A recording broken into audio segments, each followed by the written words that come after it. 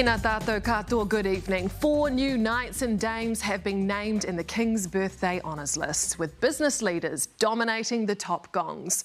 Joan Withers, chair of the Warehouse Group, will be made a dame for services to business, governance and women.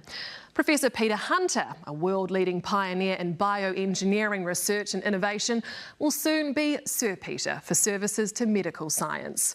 Former Telecom CEO and My Food Bag co-founder Teresa Gatting will be made a dame for services to women, governance and philanthropy.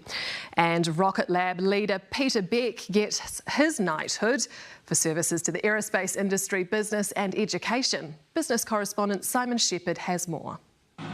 4, 3, 2, 1. Conquering the final frontier. Yes!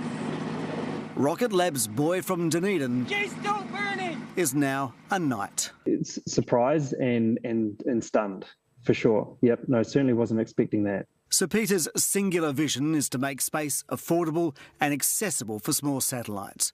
Rocket Lab is now a multi-billion-dollar company that operates from space bases in 3 countries, including the remote Mahia Peninsula. Sir Peter has sent a satellite to the moon and has another mission planned for Mars. I don't really see it as accepting it necessarily as Peter Beck. I see it as accepting it, for all engineers and entrepreneurs in New Zealand. And if we can be successful on the global stage in the space industry, then we, as a country, we can do anything. Sir Peter is joined as a knight by Professor Peter Hunter, an expert in bioengineering from the University of Auckland. And breaking through barriers in science and business is a theme of these top King's Birthday honours.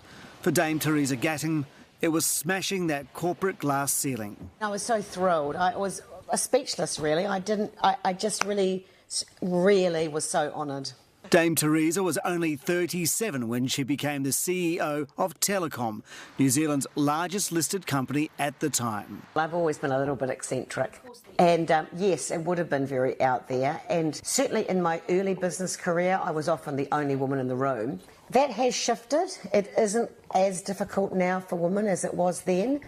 But it's eternal vigilance. It's not as difficult now because there's more than one female CEO. And there is more than one businesswoman who has been honoured. Joan Withers, who has led companies like Mighty River Power, Mercury Energy and TVNZ, has also been made a dame. Another business leader, Rod Duke of the Briscoes Group, has been made a Companion of Honour.